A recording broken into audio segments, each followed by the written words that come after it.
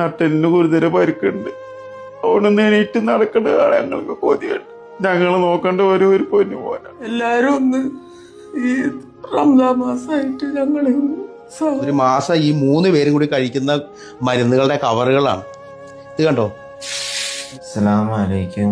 എൻ്റെ പേര് ഷിനോസ് എന്നാണ്. എനിക്കിപ്പോൾ 23 വയസ്സായി.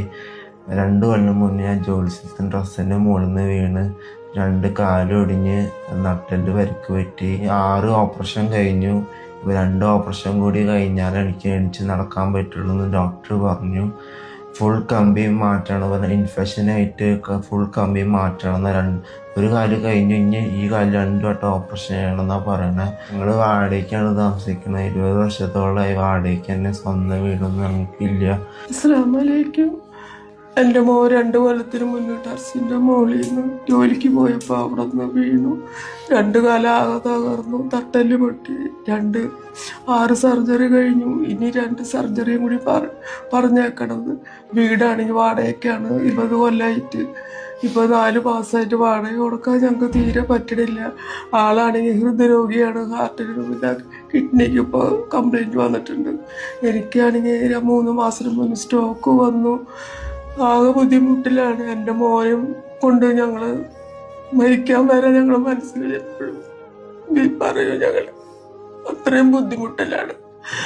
എല്ലാവരും ഒന്ന് ഈ റംസാൻ മാസമായിട്ട് ഞങ്ങളെ കഴിയാൻ സഹായിക്കും. അസ്സലാമു അലൈക്കും വറഹ്മത്തുള്ളാഹി വബറകാതുഹു. എൻ്റെ പേര് ഫിറോസ് എന്നാണ്. ഞങ്ങൾക്കുള്ള ഒരു മോനാണ്. 2 വർഷം മുന്നേ ജോലിക്കടെ വാർക്കര മോളിൽ കാല് വഴിക്ക് വീഴും. നട്ടലിന് ഗുരുതര പരിക്കുണ്ട്. അവിടെ എണീറ്റ് നടക്കേണ്ട ഞങ്ങൾക്ക് കൊതിയുണ്ട്. ഞങ്ങൾ നോക്കേണ്ട ഒരു പൊന്നു പോലാണ്.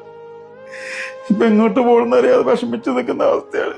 23 വർഷത്തോളമായി ഞങ്ങൾ വാടകയ്ക്കാണ്. 4 മാസത്തോളമായി വീടിന്റെ വാടക കൊടുത്തിട്ട്. എനിക്കാണെങ്കിൽ ഹാർട്ട് പേഷ്യൻ്റാണ്. കിഡ്നിക്ക് ഇപ്പം മരുന്ന് കഴിച്ചുകൊണ്ടിരിക്കുകയാണ്. ഭാര്യയ്ക്കാണെങ്കിൽ സ്ട്രോക്ക് വന്നിട്ട് ഓളും മരുന്ന് കഴിച്ചുകൊണ്ടിരിക്കുകയാണ്.